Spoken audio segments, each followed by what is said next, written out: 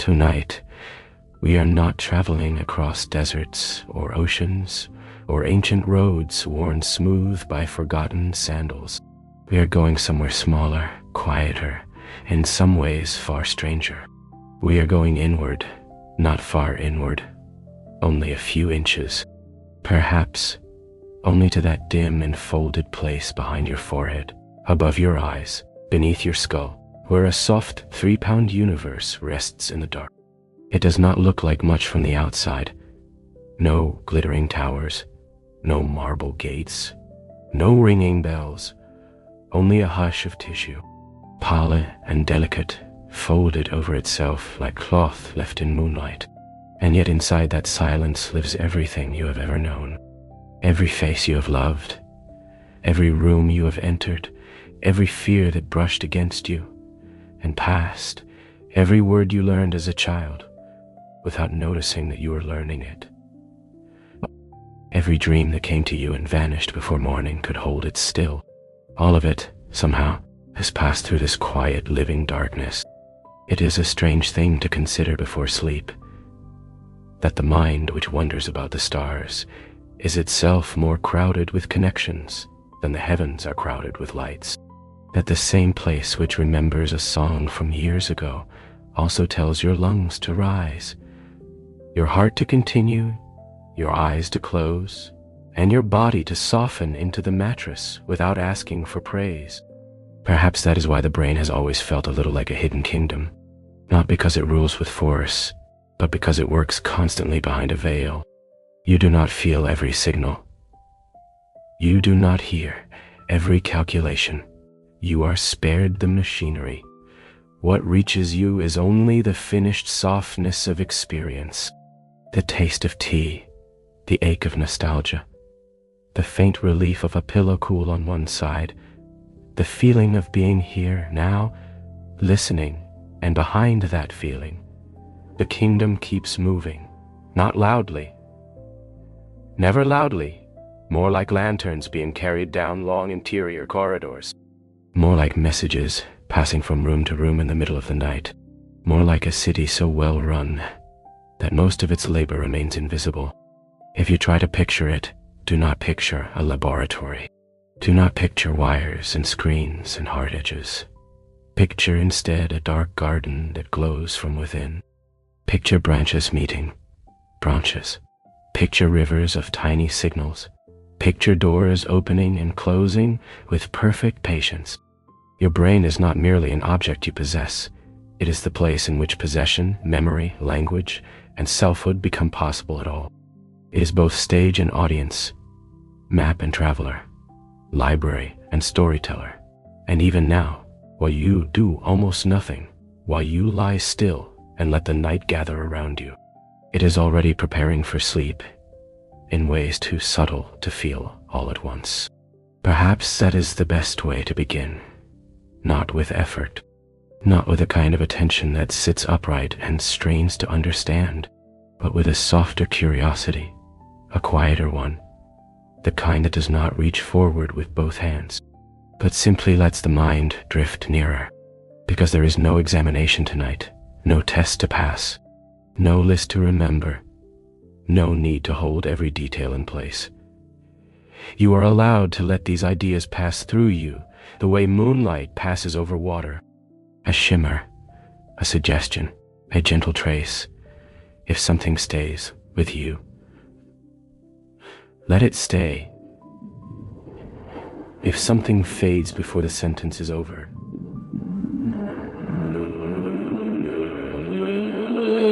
let it fade. That too is part of the story. After all, the brain is not a machine that only works when watched. Much of its finest work happens unnoticed, in the background, in the dim, in the pause between one thought and the next. So tonight, as the world outside grows less insistent, we will move slowly through this inward landscape. We will pass among neurons and memories, dreams and habits, rhythms and illusions. We will wander through the places where pain becomes feeling, where music becomes memory, where fear rises quickly, and calm returns more slowly. We will pass through the chambers where sleep cleans, where dreaming paints, where identity gathers itself each morning and loosens itself each night. And by the time we reach the far end of this journey, perhaps the mind will already be halfway gone into sleep. Not because we forced it there, but because the brain, when treated gently, often knows the way. So let the room be dark. Let the blankets settle. Let the jaw unclench. Let the small universe inside your head continue its old patient work, as it has every night of your life. And let us begin, not with a jolt, but with the quietest possible wonder, that within the darkness of your skull, there exists a living cosmos. And tonight, while the world grows still, we will drift through it together. Before we go any deeper, let there be one simple understanding between us. There is nothing you need to do now. You do not need to concentrate harder. You do not need to stay awake for every line. You do not need to remember the names of structures, or the shapes of hidden cells, or the pathways by which one tiny signal finds another in the dark. You may listen closely, you may listen loosely. You may follow the thread for a while, and then lose it. You may drift. That is welcome here. Let your breathing become less ambitious. Let it stop trying to prove anything.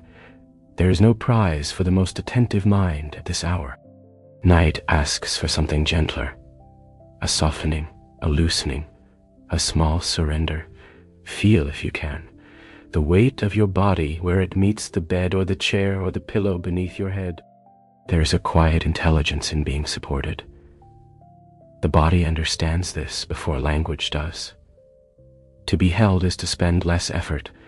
To spend less effort is to move a little closer to sleep, and even that movement does not need to be hurried. If thought arrives, let it arrive. If another thought follows, let it pass beside the first, like two boats in slow water. You do not need to climb into either one. Tonight, the mind can remain on the shore, just watching, just listening, just feeling the night lengthen. And somewhere beneath that listening, the brain itself is already settling. Its rhythms are beginning to change.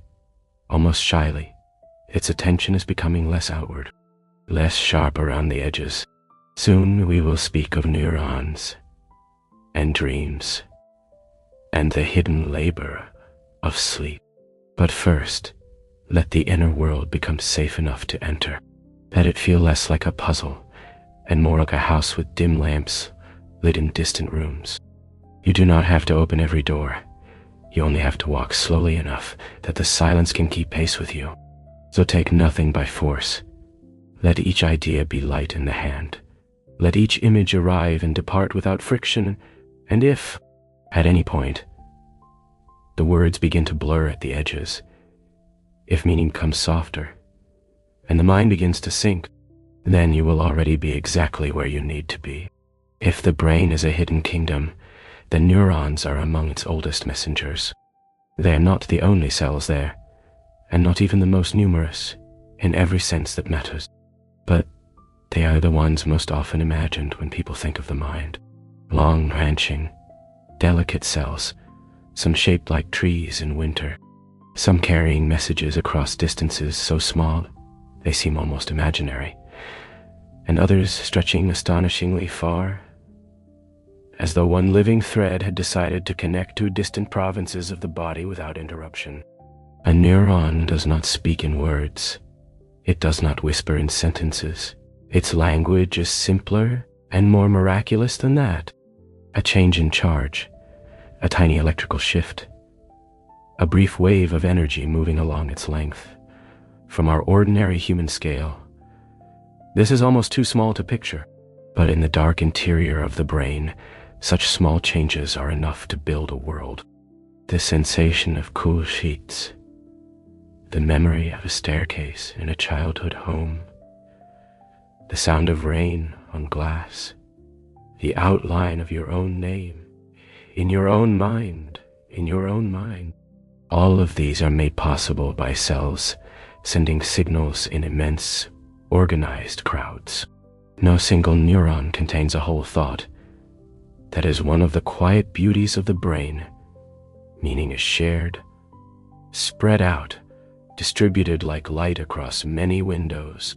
A thought is less like a marble held in one hand, and more like a pattern appearing across a city at dusk, when one lamp comes on, then another, until suddenly a shape exists where there was only darkness before. The signal itself moves quickly, but not in a reckless way. It moves with purpose, down the long arm of a neuron, along the axon, toward a destination it cannot quite touch, because between one neuron and the next, there is usually a gap, a small space, a pause, and in that pause the language changes. Electricity becomes chemistry at the edge of one cell. Tiny packets of molecules are released into the dark. These molecules drift across that narrow gap and bind to the next cell, inviting it to continue the message. So even at the smallest level, the brain is a place of translation. Spark into substance, substance into spark, signal into pattern, pattern into experience. There is something almost poetic in that your most private thoughts depend on countless crossings of tiny distances, that what feels seamless to you is built from endless acts of handoff and trust. One cell finishing, another beginning, one message dissolving into molecules, another being awakened by them, and all of this happens constantly, whether you are composing a sentence, reaching for a blanket, recalling an old embarrassment, or listening now with your eyes half closed. It happens so faithfully that we rarely stop to admire it. Yet admiration is deserved. Not loud admiration, not triumphant admiration, a quiet kind. The sort you feel when watching a craft performed so well that it appears effort. The brain is like that, a masterwork of hidden effort. Its billions of neurons do not speak one at a time. They speak in constellations. They rise and fall in coordinated groups. They reinforce one another, restrain one another, redirect one another. Some signals are welcomed and strengthened. Others are dampened before they spread too far. The result is not chaos, but living order, a balance delicate enough to fail, strong enough to endure, and flexible enough to change.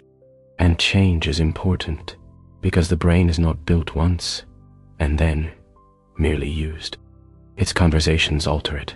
The more one path is traveled, the easier that path may become. The less one signal matters, the more softly it may fade. So these neuronal messages are never only messages. They are also builders, gardeners, stonecutters of the invisible. Each exchange leaves some trace, however small. Each repetition shapes the ease with which another repetition may occur. For now, though, it is enough simply to imagine them. Billions of living cells in quiet conversation, no sound, no spoken language, only the ancient exchange of charge and chemistry, a silent civilization humming within you. And whether you are wide awake or drifting toward sleep, that civilization continues its work with unbroken patience, carrying the world inward, and carrying your inward world back to you. For something so soft, the brain is astonishingly demanding. It rests within the skull like a folded gray cloud, light enough to hold in 2 hands, and yet it asks for more than its share. More fuel, more oxygen, more careful protection than almost any other organ. Even when you are doing very little, even when your body is still, and the room is quiet, the brain is busy enough to consume a remarkable amount of energy. This is one of the quiet surprises of being human. Thinking feels weightless. Remembering feels invisible. Dreaming seems to happen for free. And yet beneath those feelings is constant labor. Neurons must maintain their delicate differences in chart. Signals must be sent and reset. Chemical balances must be restored again and again. Tiny cellular pumps work without applause, moving particles across membranes, preserving the conditions that thought requires. It is expensive work, the kind of expense hidden inside ordinary life. You do not notice the cost of recalling a word, or recognizing a face, or imagining tomorrow, but the brain notices. It draws what it needs from blood and breath and sugar, and it does so continuously. That is why mental fatigue is real, not imaginary weakness, not mere mood, real expenditure.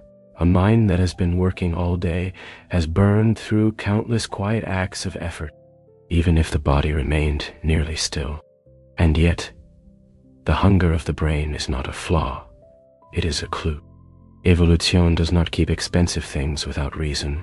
A costly organ must justify itself, and the brain does, over and over again, by allowing memory, planning, speech, imagination, caution, tenderness, invention, grief, music, and all the fine distinctions of human life. It spends much because it makes much possible, and it spends not only in adulthood, when life feels established and habits seem solid, but across many years of growth. The brain does not arrive finished in childhood. That would be too simple. It continues building itself, pruning itself, refining itself far longer than people once believed. In early life, there is a great abundance of connection, almost a generosity of possibility. The young brain forms links rapidly, as though preparing for many different futures at once. Then, over time, some pathways are strengthened through use, while others are trimmed back. This is not loss in the tragic sense. It is shaping, a sculptor removing stone so that a form can emerge. The older child becomes the teenager becomes the young adult, and all the while the brain is still rearranging priorities. Emotional systems may be vivid and quick to flare, while the regions most involved in long planning and steady restraint take longer to mature. That long construction project explains much. Why youth can feel intense, why impulsive choices can coexist with deep intelligence, why a person may know something and still struggle to live by it. The house is occupied before the upper rooms are fully finished, and perhaps that is true in gentler ways all through life, because even once the great early phases of development are over, the brain remains responsive. It does not become stone. It does not lock its doors forever against change. It keeps listening to repetition, to environment, to injury and recovery, to practice, to loss, to love. It keeps reshaping itself according to what life asks it to hold. This is comforting, in its way, that you are not trapped entirely inside the earliest version of your own wiring. That your patterns are real, yes, but not always permanent. That experience does not merely pass through you. It alters the instrument through which all future experience will be felt. The brain grows, then refines, learns, then reorganizes, spends, then restores. Even tonight, as wakefulness loosens, it is still managing its hidden economy, still deciding where energy goes, where attention softens, where maintenance will soon begin. So if the mind has felt tired, let that tiredness be honorable. A tired brain is often simply a busy one, a faithful one, a hungry little universe that has been carrying thought and memory all day, and now at last is preparing to do its quieter work in the dark. It is tempting to imagine memory as a library. Shelves, labels, neat storage, a single correct volume waiting to be retrieved whenever needed. But the brain is more mysterious than that. Memory is not kept in one place, not stacked like boxes in a cellar. It is spread, scattered, and yet somehow recoverable, more like a house of many rooms than a shelf of tidy files. Think of a memory from long ago, not an important one, necessarily. Just a room, perhaps, a hallway in a house where you once lived, the color of a curtain, the faint smell of soap or old wood, the sound shoes made against the floor, the feeling, hard to name, of belonging there without question. That memory does not live in one neat chamber. Its pieces are distributed. The color may be held through systems that once saw it, the sound through systems that once heard it, the scent through systems especially close to feeling and remembrance, the emotion through older circuits that learned whether a place was safe, lonely, bright, uneasy, warm. To remember is not simply to open a drawer.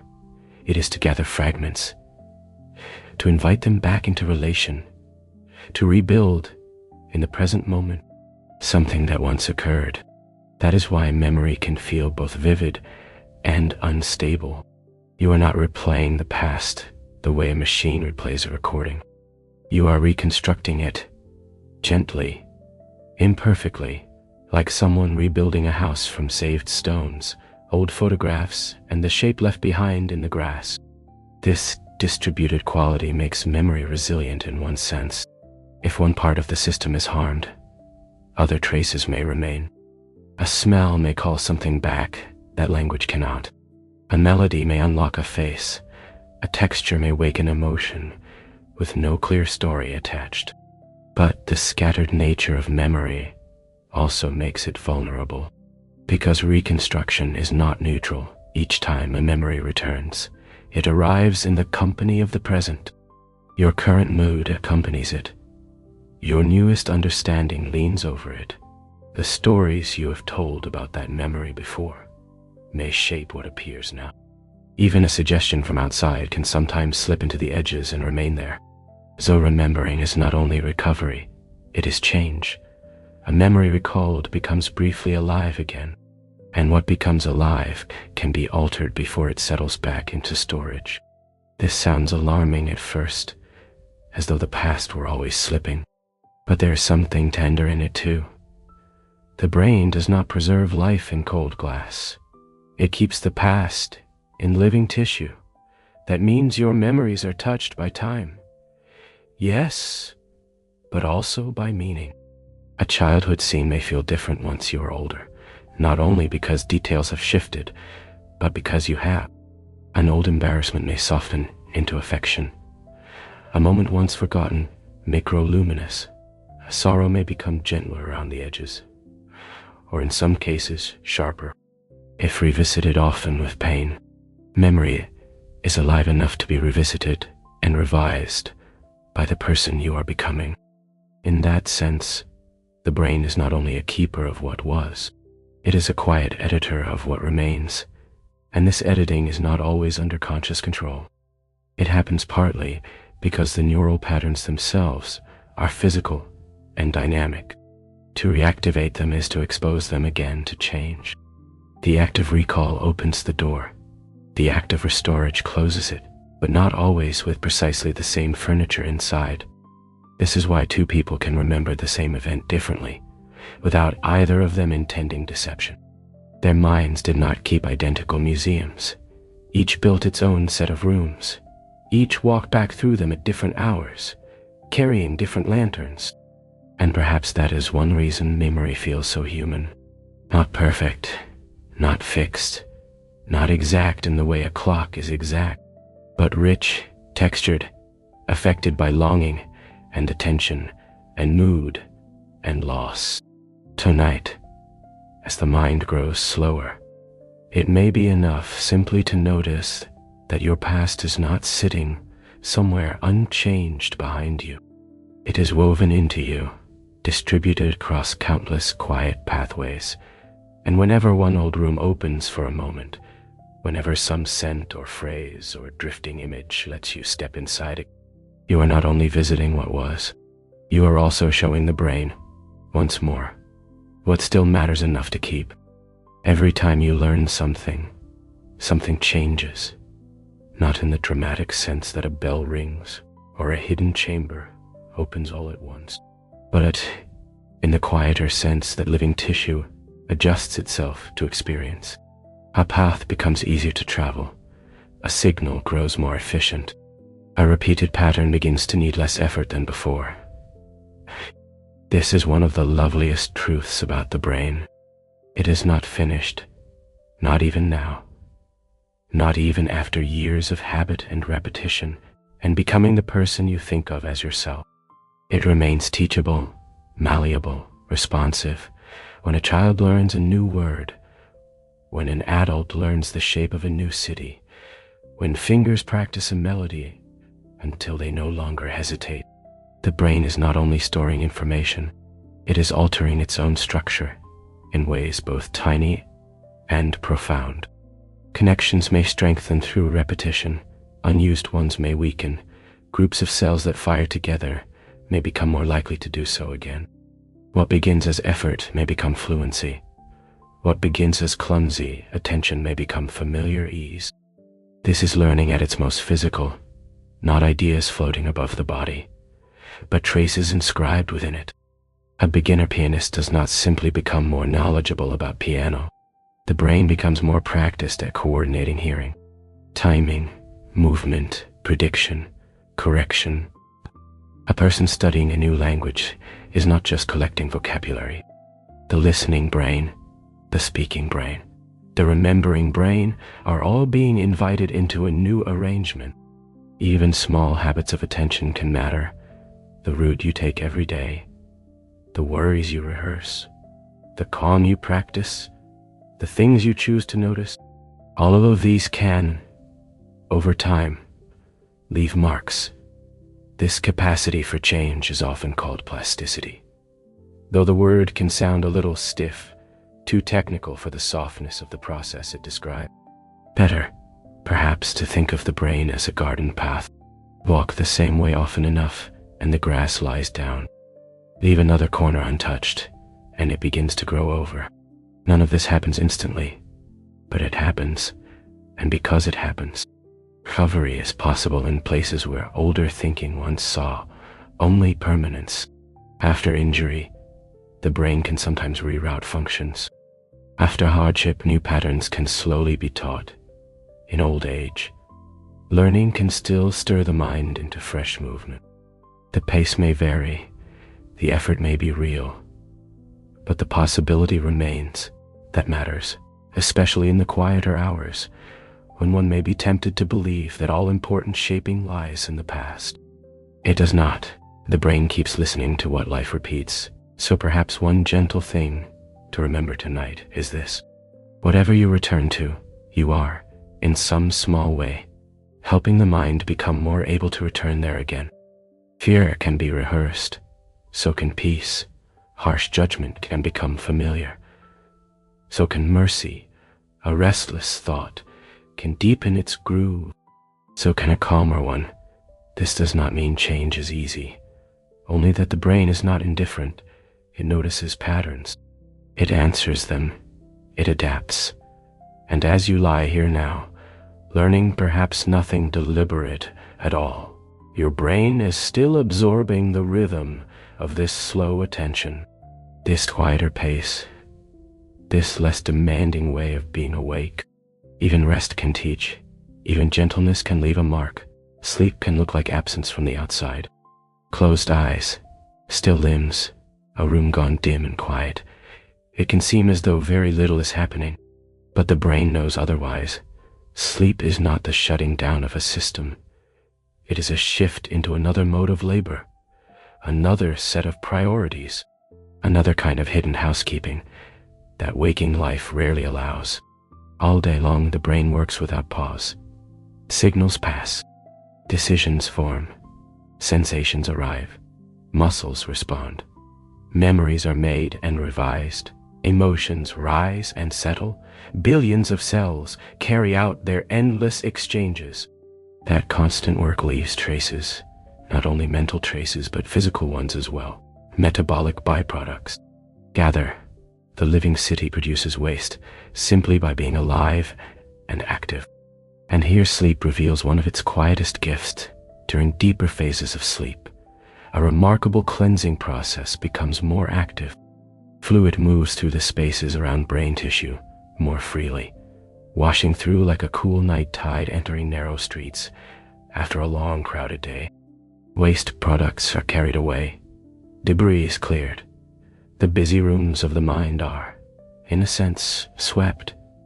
This is one reason poor sleep can leave the mind, feeling fogged, dulled, somehow uncleared. It is not only that consciousness was interrupted, it is that restoration was incomplete. The night shift did not get enough time to finish. There is something deeply comforting in this image. That sleep is not laziness, not withdrawal from life, but an act of maintenance so ancient and necessary that the brain itself seems to insist upon it. No matter how modern our schedules or how stubborn our worries, you are not failing when you need sleep. You are participating in one of the body's oldest forms of wisdom. And it is not only cleaning that happens, the sleeping brain also reorders. It reprioritizes. It changes its rhythms. Some systems lower their outward attention.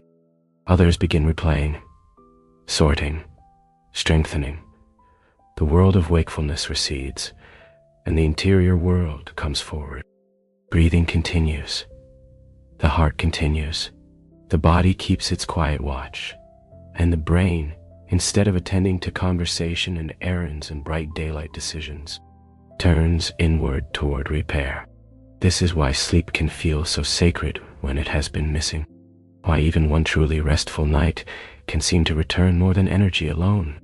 It returns coherence, brightness, patience, the sense that the self fits together again. Without enough sleep, thoughts snag more easily. Memory loses some of its grip. Emotions become less evenly held. Small troubles feel heavier than they might otherwise. The mind, uncleansed and unrestored, carries yesterday's residue into today. But when sleep is allowed to do its work, the brain becomes more itself again. Or perhaps more accurately, it becomes more able to let you feel like yourself. There is tenderness in that tonight. If sleep comes, it is not merely taking you away from the day. It is bringing caretakers into the hidden city. It is sending calm water through dark channels. It is dimming the outer world so the inner one can wash its floors, empty its bins, and set things gently back in order. So, if your mind has felt overfull, let this thought ease it a little. In sleep, the brain knows how to clean. It knows how to continue without your supervision. It knows how to care for itself in the dark, and all you have to do is allow the gates to open. If sleep is the brain's quiet maintenance, then dreaming is one of its strangest arts. A person lies still in a dark room, eyes closed, body mostly at rest, and yet inside the skull whole worlds begin to move. Cities appear, voices return, impossible rooms are entered without surprise.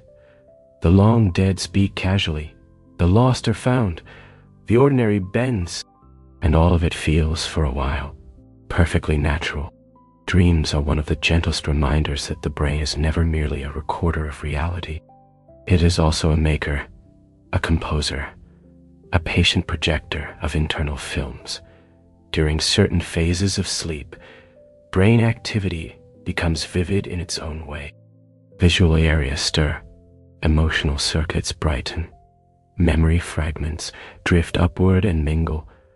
The result can be cinematic, absurd, poignant, terrifying, poignant, beautiful, or all of these within a single impossible scene.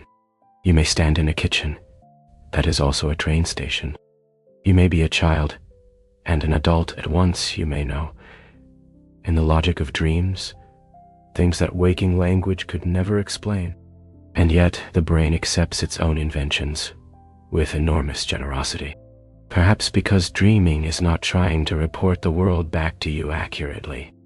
Perhaps it is doing something older and stranger than that. Maybe it is weaving the day into older cloth. Maybe it is rehearsing possibilities, trying out dangers, revisiting faces, loosening feelings that could not fully move in daylight. Maybe it is simply letting patterns interact more freely than waking attention allows. Whatever dreams are for, they tell us that the sleeping mind remains deeply alive. Beneath these experiences, the brain's rhythms shift too. Electrical activity ebbs and changes shape across the night. When wakefulness is alert and engaged, the patterns are one way. When the eyes close and the body relaxes, slower rhythms begin to emerge.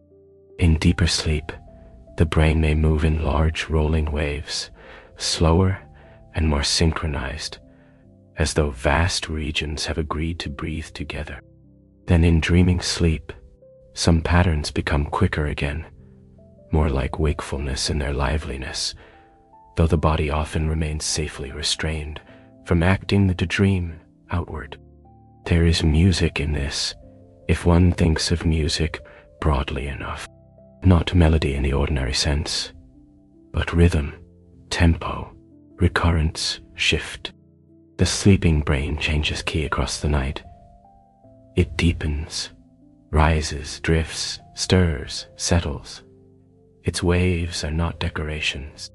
They help coordinate processes, shaping what kind of internal work is being done, what sort of communication is possible, how distant parts of the hidden city converse, while consciousness loosens its daytime grip. That is why sleep is not one single state. It is a sequence, a passage through different rooms, some darker and slower, some brighter with dream. And within those rooms, the night shift continues. Memory fragments may be replayed. Emotions may be softened or stirred.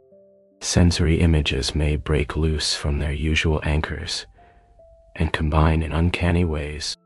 The mind tells itself stories not because it has to entertain itself, but because story may be one of the forms in which inner processing naturally appears. Dream is often less a message than an atmosphere, less a puzzle than weather, and perhaps that is why dreams linger the way they do, not always as facts, but as feelings, a strange sorrow by morning, a sweetness with no clear source, the sense of having traveled somewhere, though no distance was crossed. Tonight, if dreaming comes, you do not need to manage it. Let the brain make its secret cinema. Let images rise and rearrange. Let the slow waves do their patient work, and let the brighter dream rhythms flicker where they must. The mind has old nocturnal habits. It knows how to descend. It knows how to paint in darkness. It knows how to keep working softly long after the waking world has gone still. Somewhere deep within the brain there is a small keeper of time. Not time in the grand historical sense. Not calendars, anniversaries, or clocks on walls. A more ancient time than that. The time of morning and evening, of light and dark, of waking and sleeping, of hunger arriving and then fading, of hormones rising and lowering, with a patience older than memory.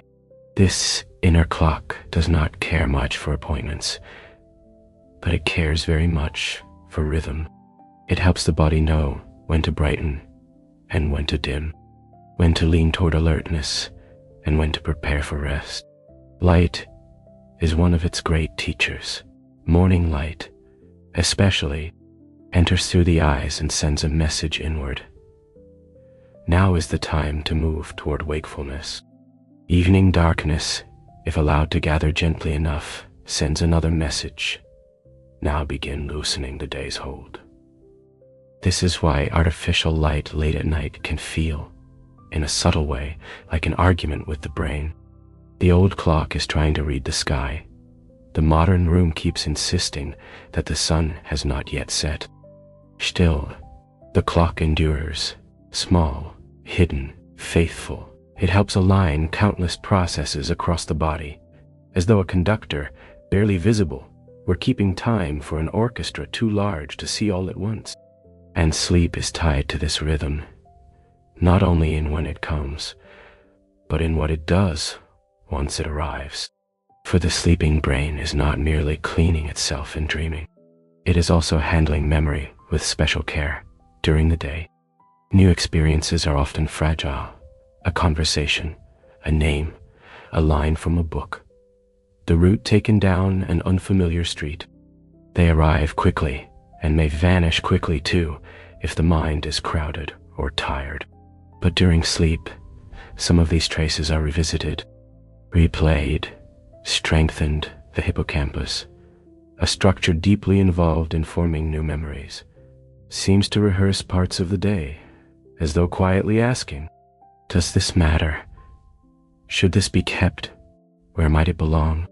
Through this nocturnal handling, some memories begin to settle into more durable networks. The day's loose papers are filed, not perfectly, not all of them, but enough that morning may find you changed by what yesterday taught. This is one reason learning before sleep can sometimes linger more effectively. The mind is already nearing its archival hours. What enters late may be carried sooner into the night's work of sorting and strengthening. The final thought of the day sometimes finds unusually calm company there. And then there are naps, small islands of sleep inside the wider sea of waking life. A nap may seem modest, almost accidental, a brief surrender in the afternoon, a pause between obligations. Yet even short sleep can restore something real. Alertness may return. Mood may soften. Attention may regain a little sharpness without strain. A longer nap, if it reaches certain phases of sleep, may do more than refresh. It may help memory. It may clear some residue. It may let the brain catch up on duties the night before did not fully complete. There is no shame in this. The brain is rhythmic by nature, and some rhythms are gentler than our culture has always allowed. To sleep, even briefly, is not necessarily to fall behind. Sometimes it is to come back into better time. So tonight, as darkness gathers more fully, imagine that hidden clock doing what it has always done, reading the light that remains, guiding the chemistry of rest, helping the brain turn from outward labor toward inward care. The day has had its turn. Soon the night will have hers, and in her keeping, memory may settle more deeply, the mind may clear more quietly, and sleep may arrive not as interruption, but as perfect timing. By now, perhaps, the mind has traveled enough for a while. Enough small corridors, enough hidden systems, enough of the quiet labor beneath the skull. So let us pause, not fully stop. Only pause. Imagine the brain now not as a puzzle to be solved, but as something warm and faithful continuing its work without demanding anything further from you. You do not need to help it. You do not need to monitor each rhythm or remember each name. The inner clock can keep time without you watching it. The memory systems can sort what they need. The night can move through the hidden city with its cool lantern and soft broom. All you need to do is rest in the knowledge that much of what keeps you whole is already happening on its own. Beneath thought, beneath effort, beneath the need to stay in control. Let that be enough for a moment. Let the body feel heavier. Let the face grow quieter. Let the mind stop standing at every doorway. There is safety in not following every thought to its end. There is safety in allowing the brain to do some of its finest work unwitnessed. And yet, if the edges of attention are already beginning to blur, that is not a failure of listening. It is a sign that the inward journey is becoming what night intended. Softer, slower, more like drifting than knowing. Pain feels immediate. It feels local. If you strike your knee against the corner of a table, it seems obvious that the pain is there, in the knee, sitting exactly where the impact occurred. And yet, the story is more subtle than that. The body sends signals. Yes, tissue is disturbed. Nerves carry alarms upward. But the actual experience of pain is something the brain constructs from those alarms. Pain is not simply found. It is made, not falsely, not imaginatively in the dismissive sense, but actively, interpretively, protectively. The brain receives information and decides with great speed, and based on many influences, how much danger this means, how much attention it deserves, what feeling should be generated to urge protection. This is why pain can be real, even when the body part itself is absent, as in phantom limb experiences. The map remains in the brain, and feeling can still arise within it. It is why injury and pain do not always match perfectly. Why sometimes severe damage is first felt less than expected in an emergency, and why at other times pain lingers after tissues have healed. The brain is not merely measuring damage, it is telling a protective story. Sometimes that story is accurate and immediate. Sometimes it is cautious beyond necessity. Sometimes, once learned, it is slow to let go. There is something almost sad and beautiful in that the mind would rather warn too much than risk warning too little. That protection can become overprotection. That care, at the neural level, may sometimes arrive wearing the face of discomfort. And then there is belief. Belief, too, enters the body more deeply than we often imagine. When a person expects relief, the brain can begin producing relief-like chemistry of its own. Pain can lessen, mood can shift, stress can ease. The body responds not only to substances, but to expectation, context, trust. This is not evidence that suffering was invented. It is evidence that the brain is intimately involved in shaping how suffering is felt. A placebo is often spoken of as though it were merely fake treatment, but that language misses something extraordinary.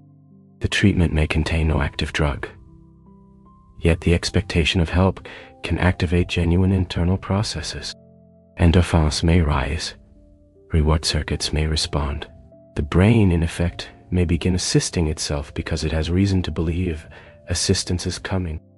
Belief becomes chemistry, hope becomes biology, the room, the ritual, the voice of reassurance, the confidence of the person offering care. All of these can matter. Perhaps that should not surprise us. The brain evolved in context, among signals, not only from injury and appetite, but from tribe, safety, ceremony, and trust. To feel cared for has always carried physiological meaning. And if pain is one of the brain's protective stories, then expectation may be one of the ways that story is softened. Not erased, not always conquered, but sometimes eased. This tells us something very gentle about the mind. It is impressionable, yes, but in ways that can heal as well as harm. Words matter to it, surroundings matter, belief matters. What you anticipate can influence what you feel. That is true in suffering, and it is true in calm tonight.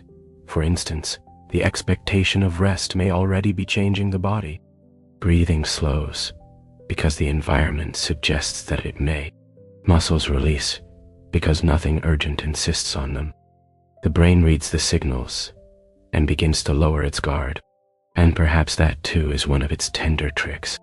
To be persuaded by quiet, to answer safety with softness, to let a trusted atmosphere become a physiological event. If so, then this slow night, this low voice, this steady unfolding of ideas may be more than words. They may be context, permission, a gentle cue to the brain that, for now, it can reduce the brightness of its alarms and begin turning instead toward deeper rest.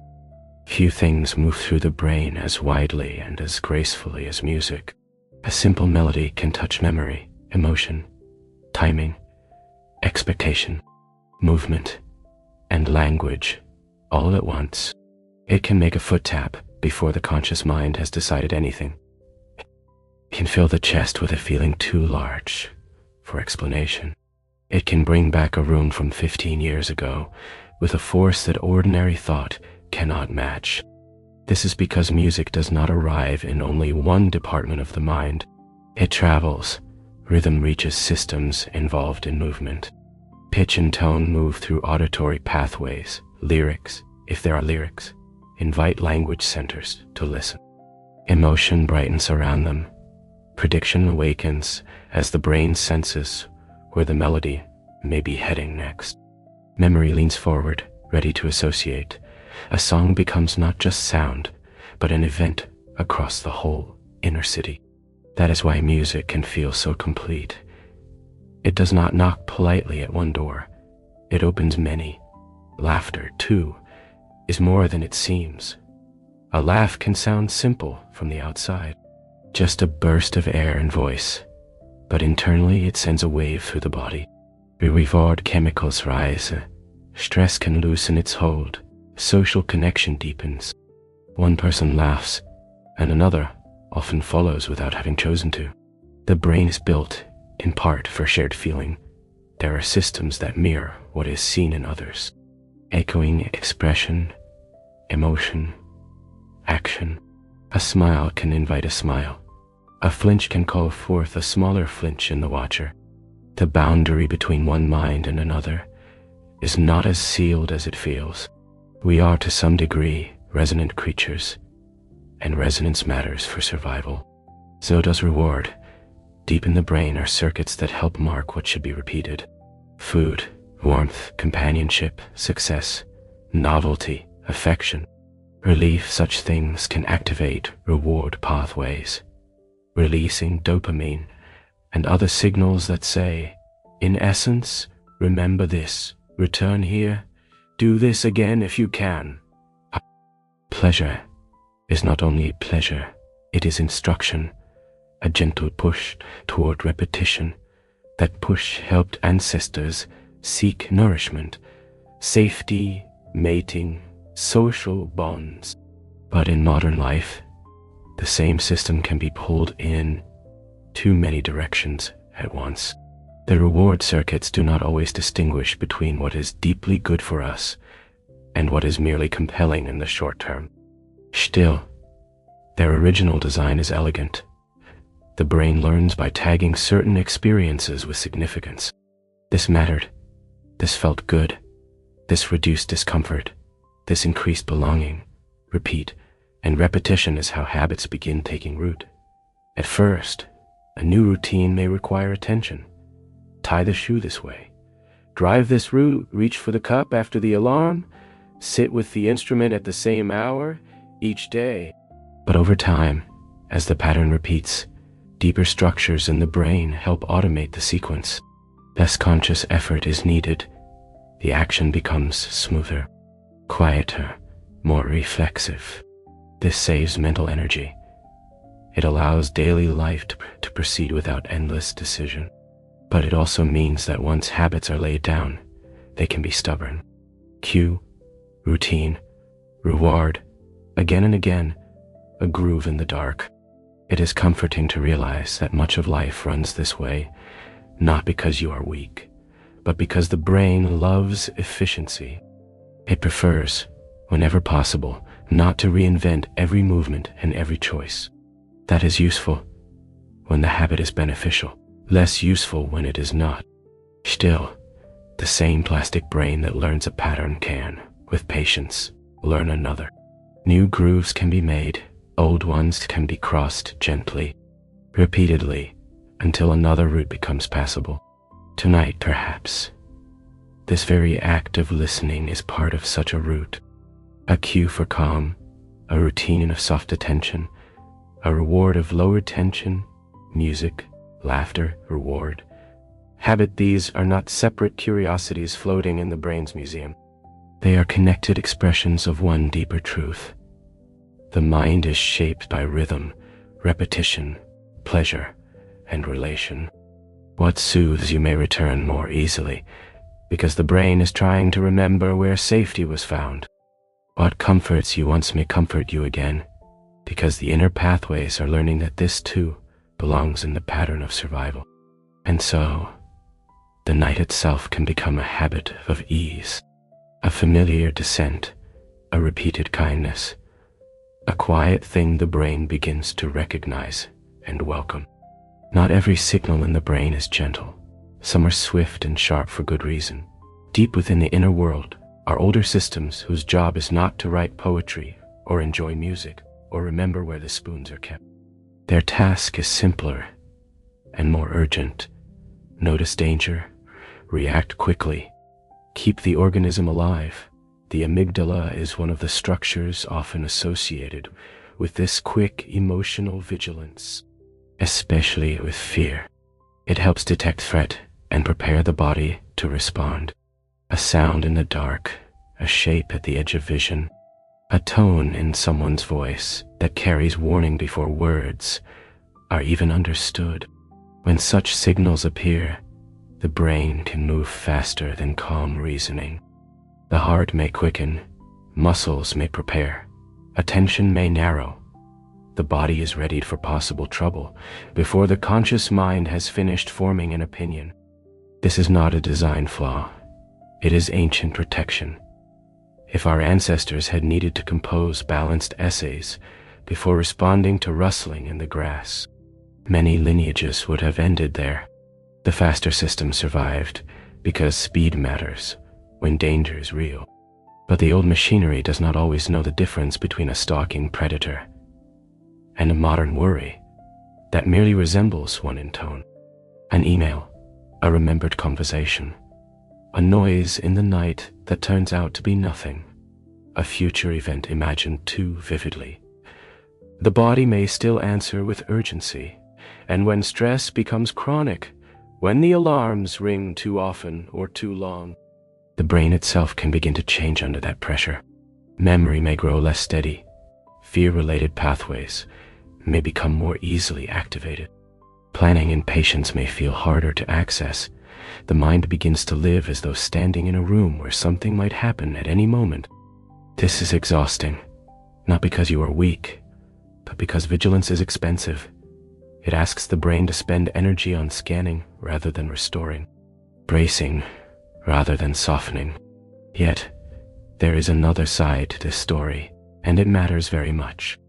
The brain can also learn calm, not instantly, and not by command alone, but through repetition, environment, breath, attention, practice, safety, and time. Meditative practices, for example, seem capable of altering how certain networks function. With repeated stillness, some people show changes in areas related to attention and emotional regulation. The stress response may become less easily triggered or more quickly soothed when it does arise. In simple terms, the brain can be trained not only to fear, but to return. Back from fear, back from spiraling, back from endless readiness. That return is important, because a life without any alarm would be unsafe, but a life without the ability to settle would be unbearable. The healthiest brain is not one that never reacts. It is one that can react when needed and release when danger has passed. Animals in the wild often do this beautifully.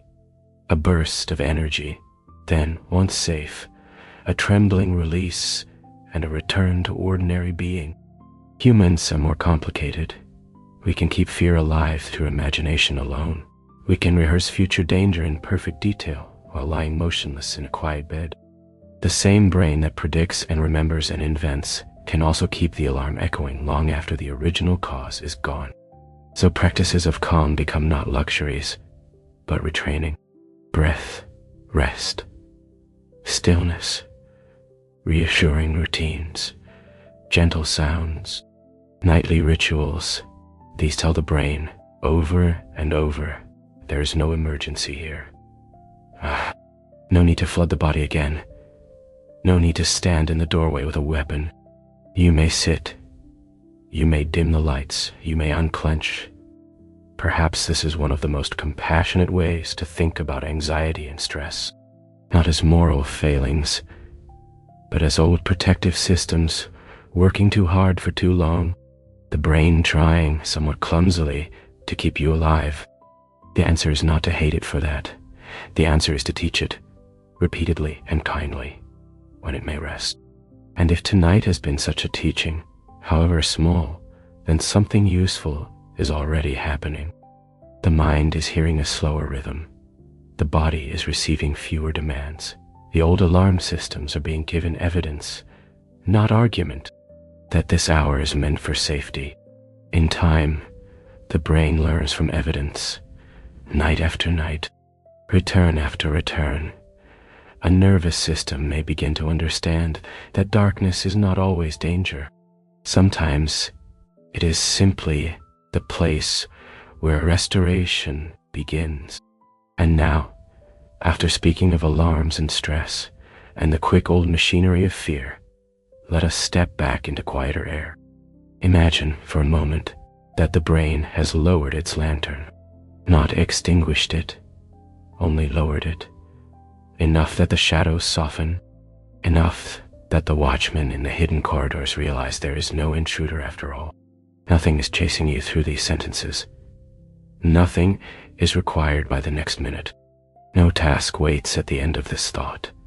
Let the shoulders understand that before the mind does. Let the belly understand it. Let the little muscles around the eyes understand it too. The brain can keep a little watch if it wishes. That is its nature. But it does not need to ring the bells, not here, not now. Return then to that simpler feeling. You are being held by the bed. The room is mostly still. The night has no demands sharp enough to deserve your full brightness. And the mind, having wandered through fear, may now drift back toward gentleness again. Safe again, quiet again, heavy again.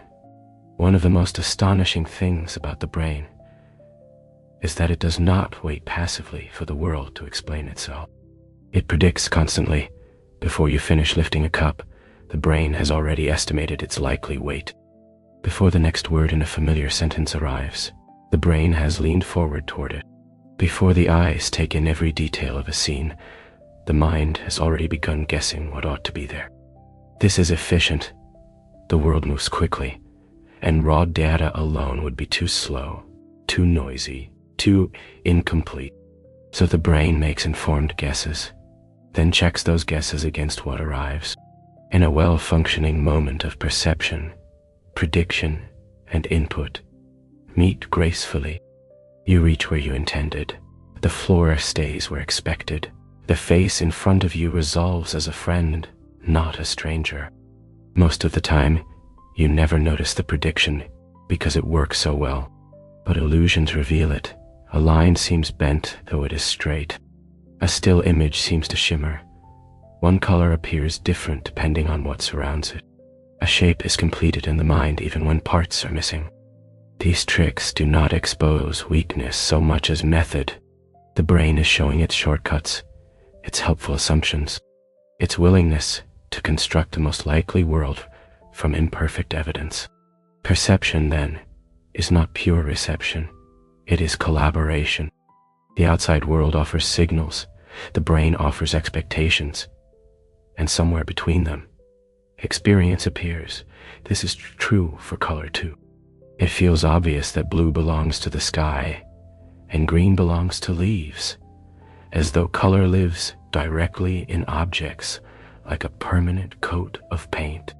But the world outside the brain contains wavelengths of light, reflections, surfaces, patterns of energy, the redness of red, the softness of blue, the warmth of gold. These are experiences built by the nervous system. Photoreceptors in the eye respond to light. Signals travel inward, and the brain constructs the felt quality of color from that information. In that sense, color is not simply out there waiting. It happens in here. Different creatures experience this differently. Some see wavelengths. Humans cannot. Some miss distinctions we take for granted, even among humans. Perception varies slightly, from one nervous system to another. The world is not a finished painting delivered to each observer unchanged. It is interpreted, rendered, brought into being and experience by a brain that is always guessing, refining, and filling in what it needs. There is something humbling in that, to realize that what feels immediate and obvious is partly the mind's best effort to create a usable world. But there is something soothing in it too. It means the brain is not merely at the mercy of chaos. It is actively making coherence, softly, constantly, tirelessly. Even tonight, as the room dims, your brain is predicting the feel of the blanket, the location of the wall, the shape of familiar furniture in the dark. It holds together the world around you, not by perfect information, but by skilled expectation. And perhaps sleep itself is easier when the world is familiar enough to require fewer predictions, fewer corrections, fewer surprises. A known room, a known bed, a repeated ritual. The brain relaxes when it can guess correctly and often. It spends less. It guards less. It can loosen its hold. So let the familiar darkness remain familiar. Let the brain keep making its quiet best guesses. Let it paint the dark in soft tones and stable outlines. It has been doing this all your life, building the world you wake into, building the room you now drift through, building even the colorless dark into something safe enough to enter with your eyes closed. The sense of being you feel singular, continuous, as though somewhere inside there is one clear center, one steady owner of all thoughts and feelings, one voice that remains exactly itself while everything else changes around it. But the brain suggests something more layered than that. The self may be less like a single point, and more like an agreement among many regions. Body awareness contributes to it. Memory contributes to it. Language contributes to it. Prediction contributes to it. Emotional continuity contributes to it. Together these systems create the ongoing feeling of a body that feels like mine, a history that feels like my past, a future imagined as something I may step into. This is a beautiful construction, but a construction nonetheless. When certain parts of the system are disturbed, the sense of self can shift in extraordinary ways. People may feel detached from their bodies, as though hovering outside them. They may feel an arm does not belong to them. They may lose the easy boundary between inner and outer that most of us rarely question. Such conditions remind us that identity is not a simple object tucked away somewhere behind the eyes. It is a living process, a continuous weaving, and some of that weaving happens during what we casually call daydreaming. When attention is not fixed hard on the outside world, when the mind is allowed to wander, certain networks become especially active. They help with remembering, imagining, reflecting, rehearsing conversations, revisiting old scenes, constructing possible futures, and maintaining the narrative thread of who we take ourselves to be. This wandering mode is not necessarily wasted time. It can be the mind's workshop, a place where past and future are quietly stitched together, a place where the self practices itself. This may be why moments of idleness often feel unexpectedly meaningful. Looking out a train window, walking without urgency, lying in bed before sleep. In such moments, the mind begins to drift among memories, hopes, invented scenes, unresolved feelings. It is not always efficient, but it is deeply human. Creativity, too, often arises when different networks meet in unusual ways. A wandering thought collides with structured judgment. A loose image brushes against a problem. A distant memory joins a present need. Suddenly a line appears, a melody, a solution, an idea that was not there a moment before. The brain is capable of such leaps because it is not compartmentalized in the tidy way we sometimes imagine. Its systems overlap, communicate, surprise one another. Still, not everything can be held at once. Attention is limited.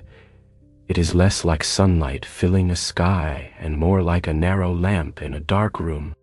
Where it shines, detail emerges. Where it does not, much remains dim.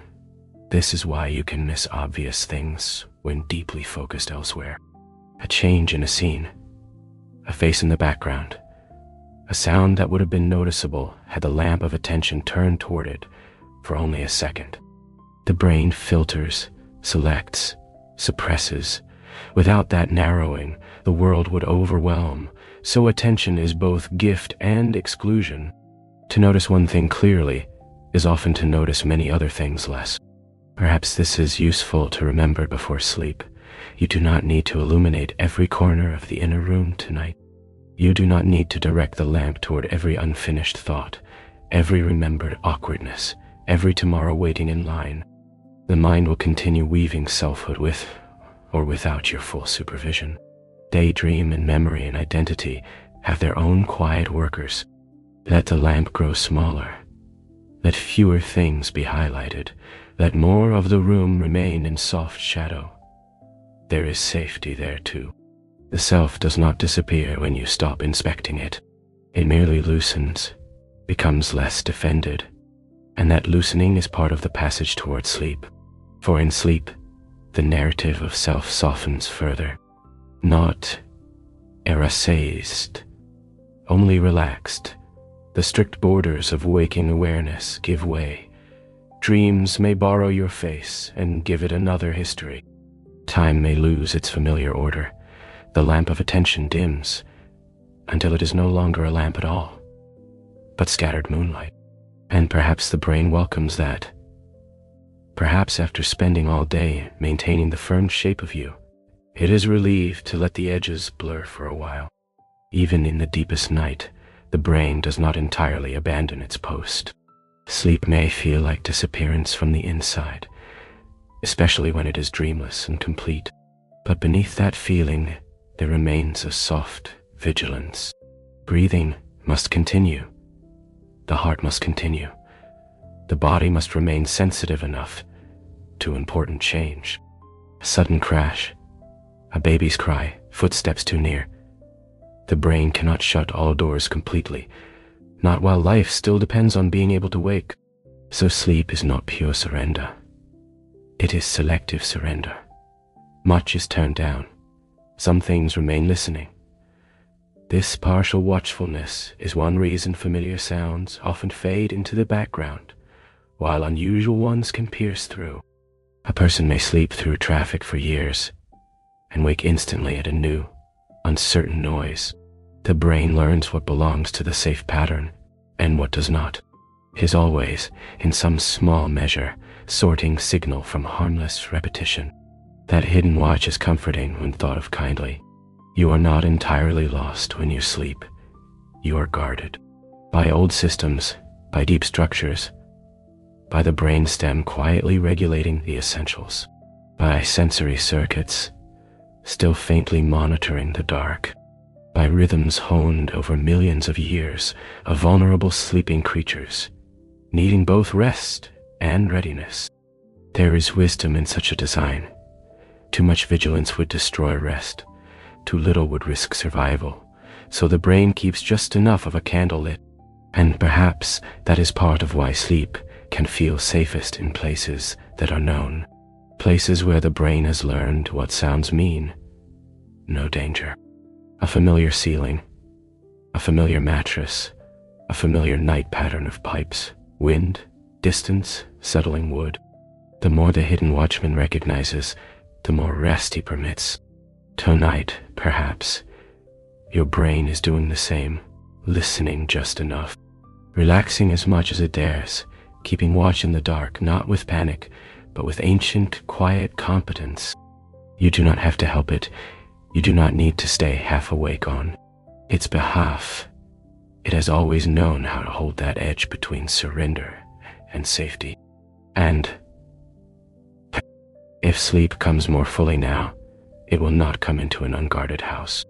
It will come into one gently watched. Most dreams are taken at face value while they are happening. A staircase leads into the sea. An old friend speaks with the voice of your grandfather. You are late for something that no one has named. A door opens into childhood, and none of it seems strange enough to question. That is the ordinary generosity of dreaming. The brain accepts its own theater while the play is underway. But sometimes, rarely and wonderfully, awareness enters the stage. A person realizes, within the dream, that this is a dream. That sudden recognition can change everything. The dream may continue, but now it does so under a different light. The dreamer may experiment, steering the scene slightly, choosing to fly, to ask a question, to stay with an image rather than run from it. Lucid dreaming is a peculiar meeting point between sleeping imagination and waking-style self-awareness. It suggests that consciousness is not an all-or-nothing switch. It can blend, overlap, appear in unusual combinations. And then there are nightmares, the harsher theater of sleep, chases, falls, shadows that advance too quickly, loss that arrives without warning, a voice behind a door, a place that is almost familiar but not safe. Nightmares are unpleasant, yes, but perhaps not meaningless. Some theories suggest they may allow the brain to rehearse threat, to simulate danger in a protected realm, to practice emotional responses where no actual predator stands at the foot of the bed. Others may reflect stress-seeking image, or memory trying to work itself through symbolic weather. Children often experience nightmares more frequently, which may fit with a brain still learning what the world contains and how fear should be handled. Adults, too, may dream frighteningly when stress accumulates, when loss has not been fully spoken, when the mind cannot set certain alarms down during waking hours. Yet even nightmares reveal something remarkable. The brain is willing to create powerful worlds while the body lies still. It can flood the dream with danger and yet keep the muscles largely paralyzed, as if saying, "Feel this, work through this, but do not leap from the bed and chase the impossible figure through the room." There is wisdom in that separation. Theater, not enactment, rehearsal, not catastrophe. And when the nightmare ends, walking often brings relief so immediate, it feels like sunlight after a storm. Nothing was there, only the brain making weather in the dark. Lucid dreams, nightmares, ordinary dreams, all of them show that the sleeping mind remains creative, emotional, exploratory, wide. Sleep does not reduce you to blankness. It reveals layers of experience that waking order usually keeps tucked away. Tonight, if dreams come, they may be strange. Let them be strange. If awareness enters them, let it enter lightly. If fear appears, remember, even within the theater of sleep, the body is lying here, the room is here. The night is only the night. The brain is staging its ancient dramas in safety, and somewhere behind every dream, bright or troubling, the deeper work of sleep continues. If memory were perfect, it might be less human, more reliable perhaps, more useful in courtrooms, less haunted by uncertainty, but it would also lose some of its softness, some of its mystery, some of its close relation to feeling. Memory has fragile edges. That is part of its nature. We forget, of course. That is the most obvious fragility. Names drift away. Days blur into one another. The location of an object vanishes from the mind minutes after it was placed somewhere sensible. Whole stretches of childhood seem to have dissolved into atmosphere. Forgetting can be frustrating, but it is not always failure. The brain cannot keep every detail equally alive. To remember some things well, it must allow others to fade. A mind that retained everything with equal force might drown in its own accumulation. So forgetting is not only loss, it is pruning, selection, mercy, and even what remains can change. Each time a memory is recalled, it becomes active again, briefly unstable, open to being altered before it is stored once more.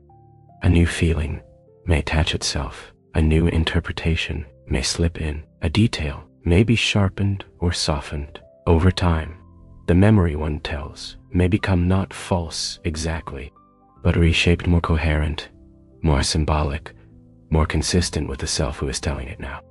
This is how false memories can emerge too, not always through grand manipulation, but sometimes through suggestion, repetition, imagination, confidence, and the brain's deep desire to form a coherent account. If a scene is pictured often enough, if questions nudge in certain directions, if fragments are available and certainty is welcomed, a memory may form around what never fully occurred. That possibility can feel unsettling.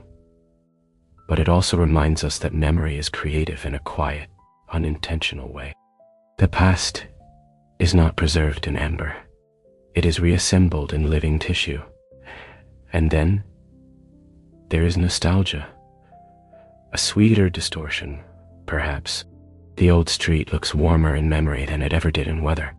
The music from a certain year seems to carry more soul than any song now. The kitchen in childhood becomes golden, no matter what color its walls were. Nostalgia is not always about factual accuracy. It is about emotional compression. The brain takes fragments of time and wraps them in longing, in scent, in softness, in the ache of distance. Smell plays an especially powerful role here. Few sensations can summon the past as suddenly as a scent.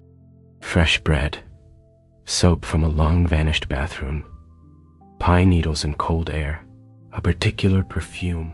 The pathways of smell are unusually close to emotion and memory. A single breath can open an old room before you have time to prepare for it, and that is perhaps one of the brain's most moving abilities. To hide years inside molecules, to let the past return, not as history, but as atmosphere. A memory does not always come back saying, "This happened on a Wednesday when you were 9. Sometimes it comes back saying only, "Here's the feeling of being there. Here's the air. Here's the ache. Here is the self you once were, brushing against the one you are now." Tonight, as the mind drifts, some old memories may hover near the edge of attention. You do not need to chase them. You do not need to decide whether they are precise or complete. Let them remain what they are, gentle visitations from a distributed past. The brain keeps its history in fragments, because life itself arrives in fragments.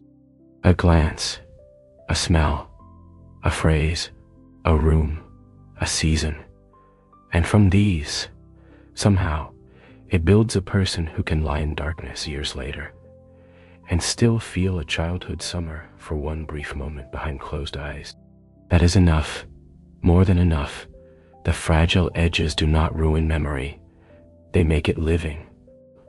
Long before you consciously describe your body, the brain has already drawn it, not as an artist would draw it with skin and color and accurate proportion, but as a functional map.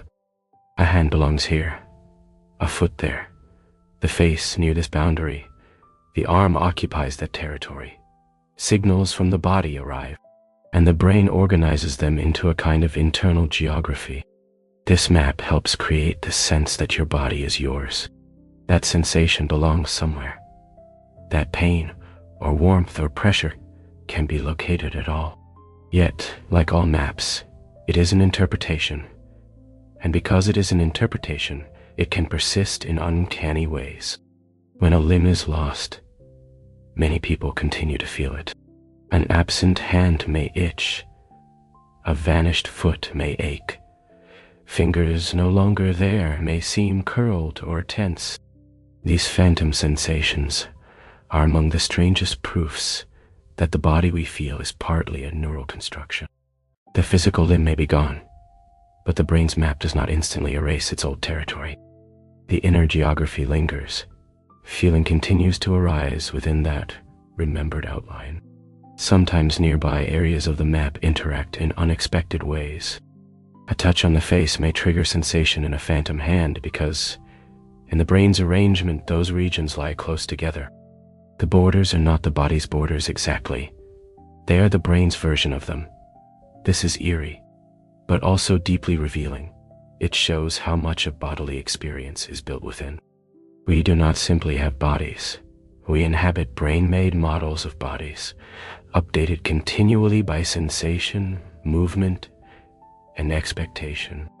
And these models can adapt when sight is lost. The brain does not always leave visual regions idle. In some blinded individuals, those areas become involved in touch or sound, helping interpret braille or spoken language. When hearing is lost, parts of the brain may give more weight to vision or motion. This is not compensation in a sentimental sense. It is reallocation. the brain making use of what remains, repurposing territory, rewriting, gently and practically, the map of how the world is known. This plasticity is one of its quiet glories. Loss hurts. Change is rarely simple, yet the nervous system is not passive in the face of altered input. It experiments, it redistributes, it seeks new ways to make contact between organism and world. The body, as experienced, is therefore never merely flesh. It is flesh interpreted, flesh represented, flesh held within an inner chart that the brain maintains day and night. And perhaps that is why being comfortable in bed matters so much before sleep. The mat must receive the right signals, the weight of blanket, the pressure of mattress, the coolness or warmth of air, the absence of threat. The body must be told, through its senses, that it is lying somewhere safe enough for the map to relax its vigilance. Tonight, as you rest, the brain's map is continuously updating. This shoulder pressed here, this leg heavy there, this hand cooler than the other, this face half buried in pillow. You do not need to supervise these reports. The map handles them. It keeps you located in yourself, even as sleep gradually loosens the everyday certainty of where you end and dreams begin. For most of human history, thought remained invisible unless translated into action. A hand moved, a mouth spoke, a mark was made on stone or paper. Only then could inner intention enter the outer world. But the brain is electrical enough, patterned enough, that in recent years humans have begun learning how to detect some of those intentions more directly. This is where neuroscience begins to feel like quiet science fiction, though it is very much real. When certain patterns of brain activity are recorded and interpreted, they can sometimes be used to control devices outside the body. A cursor can move, a robotic arm can reach, a letter can be selected, a message can be formed by thought, translated into code. These brain-computer interfaces are still imperfect, still developing, still often confined to specialized setting. Yet the principle is extraordinary. The mind makes intention. The brain expresses it electrically. A machine listens, and movement or communication follows. For people whose bodies have been limited by injury or illness, such systems offer more than novelty. They offer pathways back toward agency. A thought of reaching may one day help a device reach. A silent intention to speak may become text. The old divide between inner will and outer action grows more negotiable. Related technologies go further still. Neuroprosthetic systems may connect signals from the brain to robotic limbs, or route around damaged pathways, helping restore lost function. Deep brain stimulation, involving carefully placed electrodes, can alter activity in circuits related to movement or mood, bringing relief in certain conditions, such as Parkinson's disease, and in some severe cases of depression. There is something both humbling and hopeful here. Humbling because it reminds us how physical thought is. The most private intention leaves traces in tissue, in signal, in measurable patterns. Hopeful because those traces can sometimes be used to rebuild bridges after illness or loss. Of course, not all possibilities are simple. The idea of decoding intention raises questions too. About privacy, about identity, about how much of the self should ever be translated into data. The brain is not merely a keyboard waiting for better software. It is still a mystery, layered and interpretive, with meanings that cannot be reduced entirely to signal patterns. And yet, the progress matters. It suggests that thought need not always remain trapped behind injury, that intention may find new exits, that a person who cannot move in the old way may still reach the world through the quiet electricity of the mind. Even here, though, it helps to remain gentle, We do not need to turn the brain into a machine in our imagination. It is more interesting than that. These technologies do not diminish the wonder of the mind. They reveal only one more way in which its hidden language can be listened to.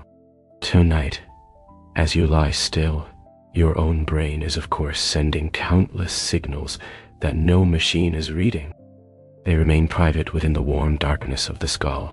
But it is strange and lovely to know that, in some circumstances, thought itself has begun stretching a hand outward, touching metal and light and code.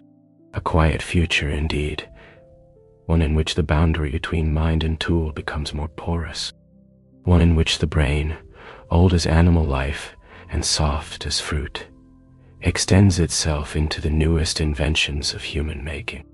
And still, even with all that possibility, its most astonishing act may remain the simplest one: to carry a self through darkness toward sleep. For all that neuroscience has learned, the mind remains unfinished as a mystery. We can trace pathways, measure rhythms, name structures, observe what happens when one region is damaged and another compensates. We can map memory imperfectly, record signals, stimulate circuits, watch images on screens bloom with color wherever blood flow increases or decreases. And still there is so much we do not fully know. Why one dream lingers and another vanishes. Why consciousness feels like anything from the inside at all. Why a certain sentence can suddenly make the whole body go quiet. How the self gathers itself each morning from sleeping tissue and becomes, again, a person with a name and a history. The brain is measurable, yes, but mind is also experience, the redness of red, the ache of longing, the brightness of recognition, the warm collapse of relief. These are not separate from the brain, and yet they are not exhausted by diagrams of it. There is always some remainder, some inwardness, some private weather, and perhaps that is not a failure of science, but a sign that life from within will always contain a kind of depth no description can fully flatten. That depth need not trouble us tonight. It can comfort us. You do not need to solve the mind before sleeping inside it. You do not need to understand consciousness to let it soften. You do not need a final theory of dreams to let one carry you away. The mystery can remain unfinished. Lanterns can remain in distant rooms. Certain doors may stay closed. That is all right. There is dignity in not knowing everything about the thing that knows. There is even peace in it, because the brain, for all its complexity, does not ask you to account for every process before it will continue. It goes on cleaning, sorting, predicting, feeling, dreaming, mending. The hidden city functions in partial darkness, and perhaps partial darkness is exactly where it does some of its most beautiful work. So let the mystery stay large. Let the unanswered questions remain like stars beyond the window, present but not pressing. You are not required to reach them tonight.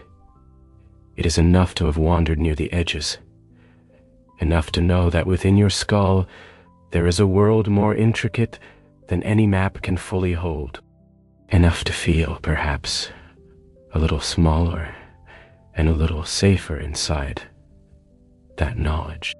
For if the mind is unfinished as a mystery, it is also faithful as a companion.